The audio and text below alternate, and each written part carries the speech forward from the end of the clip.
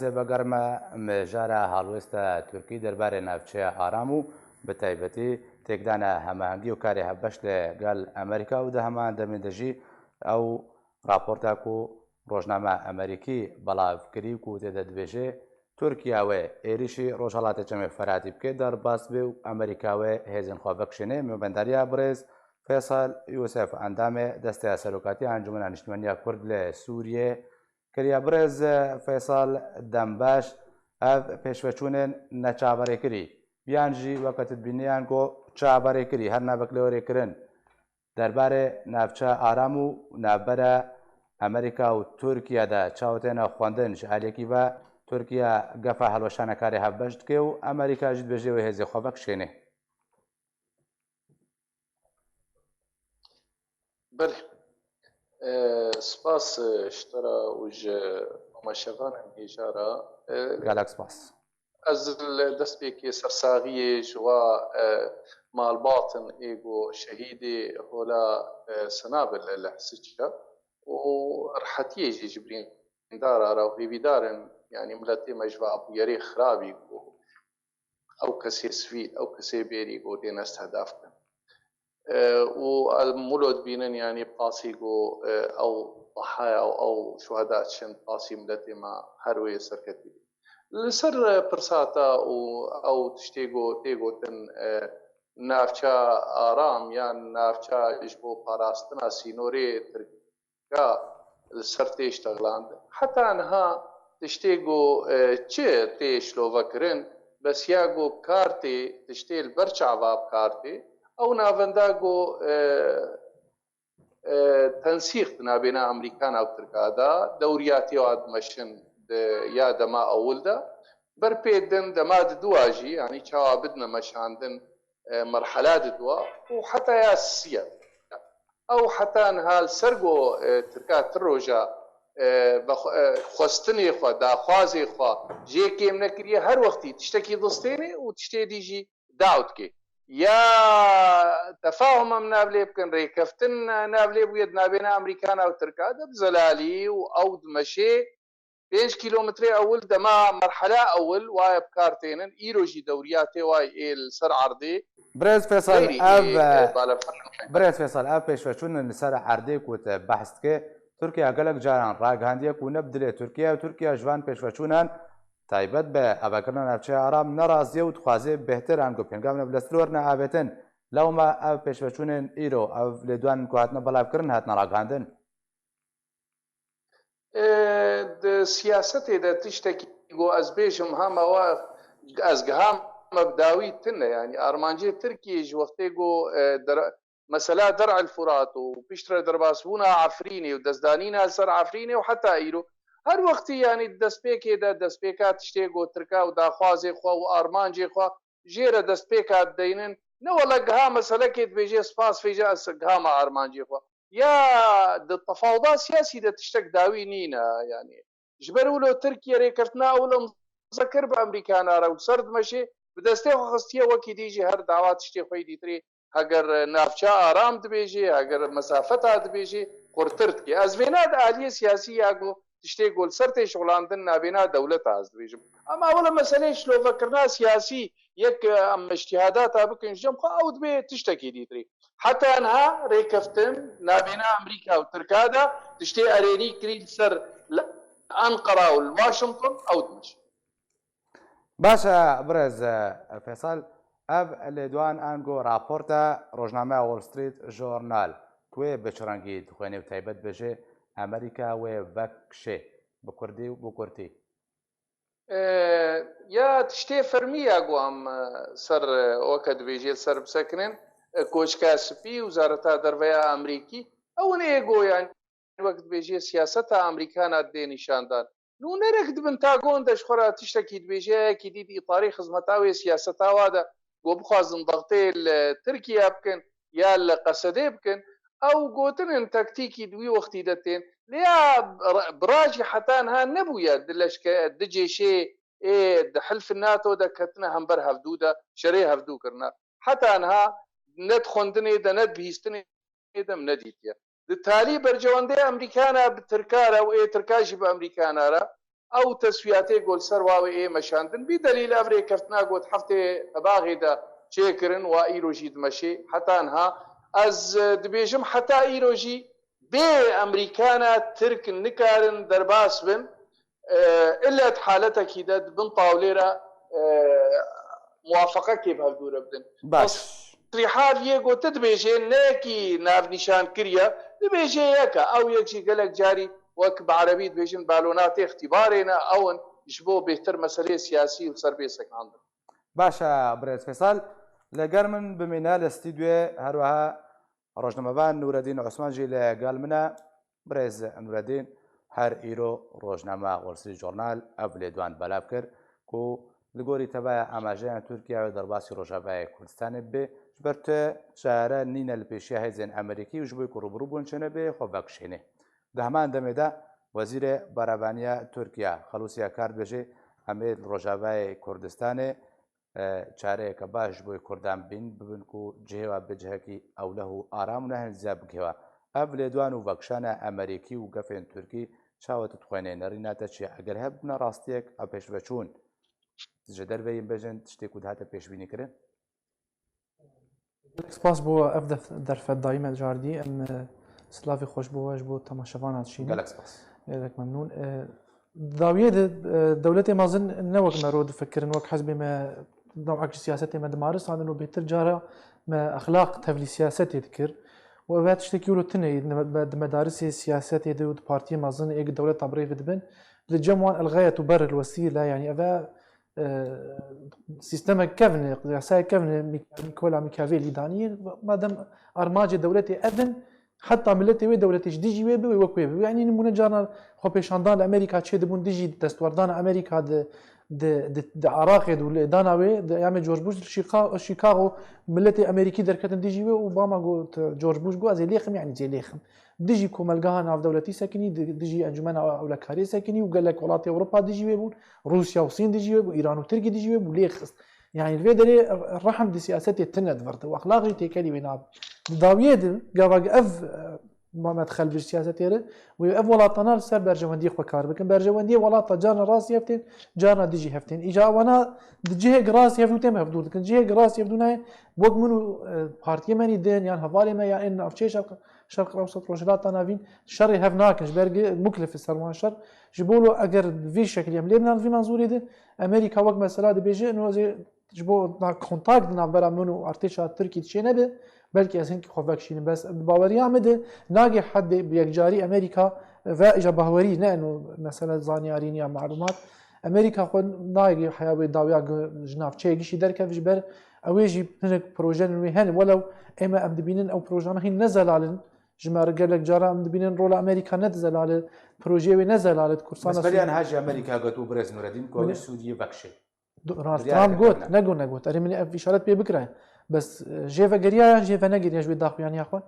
دونالد ترامب جوان رئيس امريكا ايق قلقي بصراحه حد اشتغله وقت قافت بيجي تشتكي بيجي او تشتكي براستي بهوريا اي بيتي بس وين شغال قد بهوريا بفكشين دخات لكن وقت قافت اجبرتشن هن دستي اداري دن وتشتن هن دستي رئيس دن رئيس كارد باندور اللي بك يان كيم يان زياده بك يان درن بخ يان زوتر بخ اما مساله تشنا الغاء بك رئيس جيم بافل او تشتنا جدول اداره امريكي دبه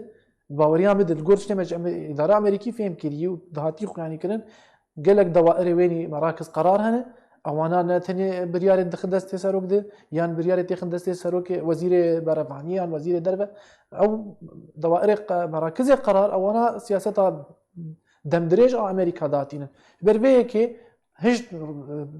زختك لسر ترامب كرن جوجوي قلنا خوي قوتي از فكشم واز كورسانا سوري تركير بيرم بفي قوتني قوت بفي تعبير يجي قوت از سوري دركم سوري جيش زي بدبته جاردوغان قوت المواجهه وجاردوغان بشتي فتراكي قوت امدرناك يعني مساله اف جا روش كده بيجي از داعش روش كده بيجي از بو ايران دفرتم روش كده بلكي بيجي حياه شهر السريع سياسي بديتن انا قش بهاننه باور يامد في فتره هذا وان صار بين بلكي حياه 6 صار ديجي امريكا ويش كورسانا سوري درنكه فجبر هنك ترتيبات اللي بندنا في شيء جبوا مش بيرنا كان صار سوفيت كتيج نوتو كيدت اكتيا سوفيت امريكا السروي كي جرينجي كي مازن دي حرب ولاتك بري ده بيمانه كده بو يام بسوفيت ربو امريكا دي هزا خوي سربازي تخيه ونمو نشان قال لك انا افغانستان عراق سوري وحيانها دور سر ايران دورها برز نور الدين تخازم هرد تشارشوبه سوري دبه برز فيصل تخازم اماجه خالق جرينج بدم دما كبري تركيا درباسي عفرين جيبه هزن روسي لا عفرين هبون ارتش روسي خو بکشان امریکان ها به اشکره دبیجه اگر کو ترکیه دست به اپراسیون بکه تکزیل سر اماجاند که کو ترکیه دما کنه نزیک دش درباسي روجرات چمی فرات به جبر کو روبروبون چنه به امریکا خو بکشنه امریکا جنها د بحثه بکشانت که وکو عمده کاریک جبوی درباسونه ترکیه بناریناتا نابزن د سيناريو نزیک نجاب لالي عفرين روسيا خو بکشال الي روجرات چمی فرات امریکا خو بکشنه بريويجن سر سكنين وميخاني تجي برجواندي دولتها تشتكي جوبيجن يعني وقت بنابي وقت برجواندي عبكارتين انه نمشي يجبو آلية أخلاقي تنا يعني مثلا أمريكان أجر اون شوبين يعني وزيري دربه يا أمريكا ليبرين تازم تركا دبيجي بري حفتيكي وقت ترامب وأردوغان بهفتورة بتلفون يشتغلينا جارة كدي تكسكريا ترامب جو أمي فاكشن يعني نا معنين لسوريا برجوان أمريكا يعني الفيدري حتى إيرو وزير دربه يعني بريس فيصل بلي إيرو وزير دربه تركيا مولود چاويش أغلو برياكوس بما استوديو انو چاوي هاتا بلاب كرن بيجي كو ترامب جا أردوغان راغوتيا كو أوي فاكشن أبغوتني وزير يعني مش نهام اشترى دبيجي بري حفتيكي وقتيجو أردوغان وترامب هبدور اشترى دبيجي زي عمي فاكشن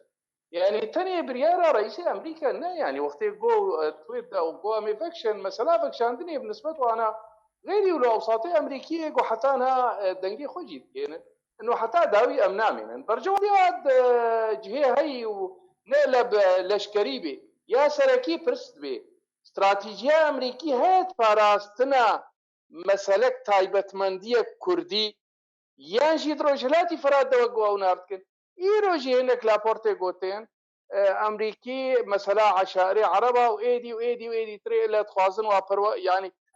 رولكي بتنوا لجمع حتى أنها لجمع نخويا يقو استراتيجية كأمريكية هات باراستنا هرمك كردي ده يعني رنقك دي بدليل دوبو يعني كوميتا دستوري جوتشيبو اجماعك بنسبة امريكانا بنسبة روسا بنسبة تماما مش قرتنا يكرن نو دبيجن ولا ابنا بشي سوري تمام دبي تبليب وقو بري جنيف هذا برجوان ديوا بربو تشنشار سريا سياسي دو بينشار برجوان ديوا اون اواقو ايرو كاربن بابدور ريكفتنات كن بيش دولتين مظن سوريا دا جاردو عظمان استكستكم استراتيجية كأمريكانا يزلال مراسنا كردادا حتاني انهاتنا ثاني دبيجن شهر سريع بأوضاع دندري سوريا دا ما في حرفك هاتي بباراسنا باشا دبي حالة دا بريس أمريكانا أنا ليبورين يتخوازم مثلا بيكهاتن عرب الديرية الرقايوانا مسألة وايلة توي يعني تبرز غريكي واني انتني كردينا ام دفينا بيرد بيجن ياغو تيخوستن نسبة أمريكي فكشان يامان برسال قد بي استراتيجيكا وها حتى انها باراستنا كردي زلال حتى انها تشتكش مرة نقوتنا نخويا ليه فكشن كسا كيجي ترامب نقوتيا او بريارا خوز جيبا قراما ثاني وزير دفاعي استقالة خودا هناك نرين نوكها نابنا وزارة خارجية ويا دفاع السر عرضي ومسألة جيتيا واي داعش انه افتني بن ولا هناك كس شريك مرهب شرطة اما مسألة سياسية تشتكي دي حتى انها بناريناتا بريس فيصل بناريناتا امريكا دمن هذا بناكشي وكو قلت بيجي من قلت ينها ازبيجم قريدا يبرجوان بد كيجا لحظه ده امريكي كارن برياري بدن بيش نوع ام فكشيان وت يعني تشتكي جو والزام كيتنا جارادي تري وقتها ترامب وزير دفاع استقالك وقال لك استقالك وحتى بري فتره كمستشار امن القوميه جون بولتون ايجو هندي اردوغان استقبالي لكن بري دمكرس او يجي استقالك هناك جبي او بروبلمي سوريا جي او جي تشتي قد يكش تشتي قد سر سكني استقالونا متفاهم مثلا فكشاننا امريكانا يعني هر وقتي وارده فاكشن كي جا كيلكي والتوقيت نا قال كي مشكله كدرو كيم يا درو زيدا بس وقتها يقول برواي فاكشن ودبيجن مقابله يجي دبيجن داعش دبيجن ريغرتن في شا ايراني ريغرتنا في شا ايراني هجري بقرن بيتر استراتيجيات عراقيده وقواعد عراقيده خرسرن سوريا حتى انها وقتها دبيجن مي فاكشن قوتن باراستن قو كردنا هنا كشتن تعدل شريكي منه زيدي ولا تشتكي دي سياسي الجمعانينا وحتى انا هاجي وقتاش افنديات وليد خوازن وقتاش سعوديه وات خوازن وقتها عشاره خوازن رجع كي بدنا شيكرن جراهام سناتوري امريكي قال كي مستواي بلنتين دي وقتي دجبوره العام الامريكي لبطي او جيرو انها برنجا كي برنجي دي تري جيفري وايدي فيجن مطر سيني تركا ايدي بمطر سيني تركا حتى انها ايرو اوضاعوا لون دميني استراتيجيه امريكي ام كارن شي هلوستي بدن ام كاربن صب استراتيجياتي بس سوريا بربيتشي اطاري سوريا باشروجي قد اطاري دستور ده ام كارن شويه شبكن وقت بيكاتك كردي رجلاتي فرات رقه وديت مشكله وايده توينين المساله وايد اداري ودندروي سوريا ده او يعني وقت بيجي نوك اما كرديا دا خوازمه او ياقو ام كجيره بشغلن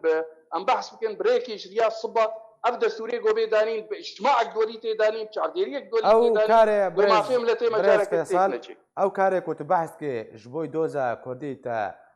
اما جاب خالك جرينج داتا جو امريكا بتو او كان بيجن جارانتيا جبوي دوزا كردي نتو كردي ندا هر قدام کو بخوازه گوري برجوندي خو خوبکشنه دوردا كرد چارنوي سواد اگر برجوندين امريكا لنافچه نمانو وکشيا چارنوي سوا چ به كرد بيوسته چبكن حتى کو بكاربن لسر خاكا خو ما في خب دس ببينه كاكزنار يعني مثلا ما في كردان نب مانو نمانا امريكانا بيتبلي خوستنا مت بيجي از خوازم يعني ايرو امريكي بمينن بيجن جبو باراستان ما في ملتي كرد دو بو عفرين هرمكي قال لك جرينج بالنسبه ما كردستان سوريا وجرينكتيد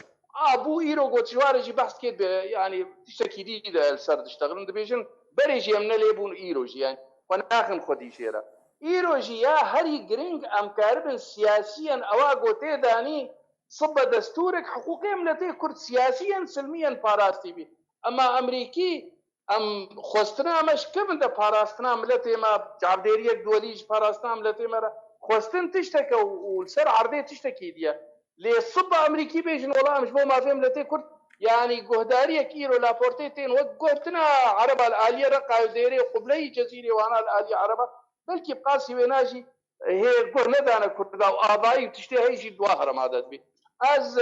خوستنك باراسلام لتيما جارك دي هكا درباسبونك تركاب خوازن درباسبن تجيبا عفرين دوباره نبي ام كاربن هالوسطا ما يكبي كرديا جو دستوري جو سوريا دبي دانين او شعبديريا دولي بالكامل يكبي جينا فلان نزاچا تماما شعبديري كريا ام كاربن جويره بشغلن يك هالوسطي ام وقت انجمنان اجتماعي كردي ام دوي دلگور خو غابات ابيجنو امي بردوام باشا قالك سباس جبوي بريز فيصل يوسف عندما دستا سلوكاتي انجمن اجتماعيه كرد سوريا كل قال من بو لازم بقر ما جمع فاني خو بريز نور الدين عثمان بريز نور الدين ما برسا كاراستي بريز فيصل كر حمان اسمون انقول نمونه دوباره بدا مع روسيا جعفرين خو بكشاو تركيا ضرباس وروجرات جمع فراتجي نهاجي بتايبتي ايرو دهو ايرو لدوانا لسر يك دركت نجالي بربرسين تركا او رابورتا روجنامه وولستريت امريكي تركيا تكازيه لسر تقدانا كاري هبجي قال امريكات كي اگر كنا چارا نلغوري دا خوازي ويبي تركيا تكازيه ابو بورا امريكا تكازيه سر بكشاين كدا قروبروبون نبادا درست نبي بيجي غوري اماجان اويكو درباس بي بدات خوازم براود كنا برا عفرينه روجرات شمه فرادتكم تقاجه بنزيكن اگر هي براستي باوريا مد انا هناك بلكي از دور دبينم بل يعني تمي جارنا جي نوك كاري سياسته يعني پیش بینی کردن سیاست توقعات سیاست ده نوک مثلا توقعات مرود رياضيات دبك يعني كيمياء وفيزياء بجبره وانا معادله وارقام تمي نزيكتري راستيه دارت كيف لد مساله سياست ده قال لك فاكتور وعامل هند هيلينج او تشتيت جهاي بيجو هرتن خلاله ظرفك معين ديان تشتكي شيء برويكي ام نكار صدي صد بيجن ليه ام غوروان نشانه هنا كارم جريدن ام بيجن ده مثلا كفكشانا روسيا عفريني فكشانا امریکا ژ ڕۆژهڵاتی فراتێ ئەس گەلکی دوور دبینم برایامش بەر گەلک تشتانە دهێلگە ئەم ببینن ئەمریکا و ترکی ڕۆژهڵاتی فراتێ ویل هەف نەکەمش بەروانا بەرینها گەلک خاڵ هەفدورکردن مەسەلەن ناڤەندا ئۆپەراسیۆنی هەف بەشێکردن ترکیە دانینە دەوریان هەف بەش دەرخستنە دەوریان بەژاییژی وێ عزمانیژی هەفدورکردن ترکی و ئەمریکا هەردوو هەفپەیمانن گەلێکی خورتن دناتۆدا هەفدور شریکن و نەژنەهادە ترکی یەک جوان وڵاتی گەلێکی ئێگە دۆراوان هەیە ڕۆڵاوان هەیە دچێکردنا فرۆکەین F-35 ینی چێکردناوێ پەشدار بە ترکی نەدکڕی ناوی تەنێت گەلک تشتێتن ترکی ڕۆلە گەلک مەزن